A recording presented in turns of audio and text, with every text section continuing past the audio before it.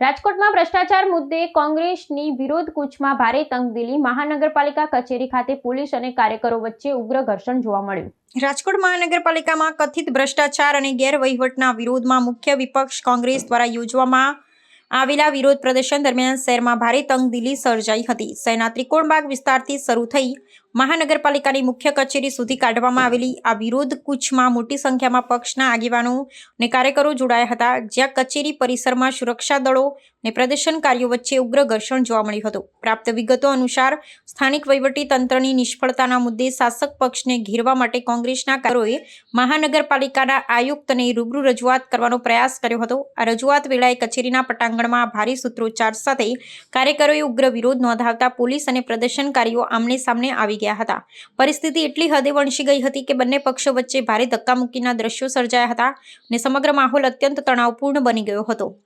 આ ઘટના બાદ મહાનગરપાલિકા પરિસર અને આસપાસના વિસ્તારોમાં કાયદો અને વ્યવસ્થા જાળવી રાખવા માટે સુરક્ષા અધિકારીઓ દ્વારા તાત્કાલિક ધોરણે પોલીસ બંદોબસ્ત નોંધપાત્ર વધારો કરવામાં આવ્યો હતો અને ભ્રષ્ટાચારના આક્ષેપો સાથે વિપક્ષ દ્વારા કરવામાં આવેલા આ હલ્લાબોલને પગલે સ્થાનિક રાજકારણમાં ગરમાવો વ્યાપી ગયો છે, જ્યારે પોલીસે પરિસ્થિતિ પર સંપૂર્ણ કાબુ મેળવવા અને વધુ કોઈ અઘટિત ઘટના ન ઘટે તે સુનિશ્ચિત કરવા માટે કડક સુરક્ષા કવચ ઊભું કર્યું છે।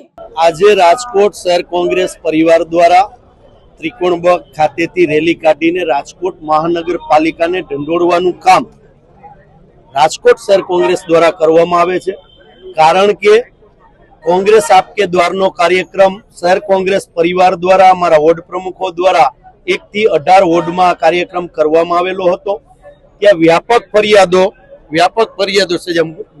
ફરિયાદો ક્યાંય ને ક્યાંય લોકોની મળેલી હતી। એ ફરિયાદોની અંદર લોકોને પડતી મુશ્કેલીઓને વાચા આપવા માટેનું કામ આજે કોંગ્રેસ કરી રહી છે।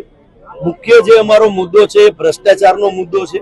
ભારતીય જનતા પાર્ટીનું જે શાસન વર્ષોથી મહાનગરપાલિકામાં ચાલી રહ્યું છે એ શાસનની અંદર ક્યાંય ને ક્યાંય રાજકોટના પ્રથમ એક્સ મેયર એમના પતિદેવ દ્વારા જે સરકારી જગ્યા ઉપર યુએલસીમાં અરજી કરેલી છે, સરકારી જગ્યા છે, છતાં પણ બાંધકામ પણ પરવાનગી વગર થયું છે અને બહુ મોટું બાંધકામ થયું છે અને જે ચોથી જાગીરે આ જાહેરાત પણ કરી છે અને વિરોધ પક્ષ તરીકે અમે પણ વિરોધ કર્યો છે।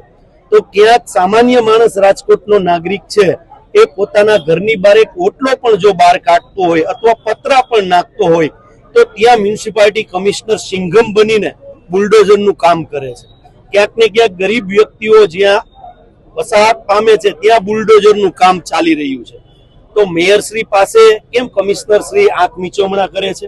ભારતીય જનતા પાર્ટીનો જે ભ્રષ્ટાચાર છે એ લોકોની સમક્ષ આવે।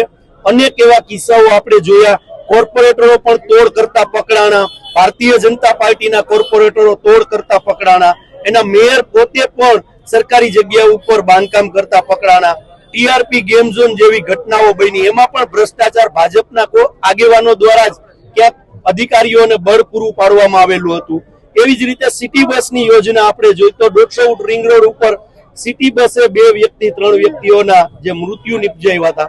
એટલે મહાનગરપાલિકામાં આંધળું તંત્ર, ભ્રષ્ટાચારી તંત્ર અને કુશાસન ચાલી રહ્યું છે। કુશાસન જે ચાલી રહ્યું છે અને commission corporation Bharatiya Janata party દ્વારા ચાલી રહ્યું છે અને ભ્રષ્ટાચારના વિરોધમાં આજે કોંગ્રેસના તમામ આગેવાનો, કાર્યકરો અને સમગ્ર રાજકોટના વોર્ડ પ્રમુખશ્રીઓ બધા સાથે મળીને આજે કોર્પોરેશન દ્વારા જે આ ભ્રષ્ટાચાર કરવામાં આવી રહ્યો છે, લોકોને પડતી મુશ્કેલીઓ થઈ રહી છે, એના પડતર પ્રશ્નોને આજે અમે એકઠા કરી અને આખા રાજકોટના મહાનગરપાલિકાને ઢંઢેરવાનો કાર્યક્રમ શહેર કોંગ્રેસ દ્વારા કરવામાં આવ્યો।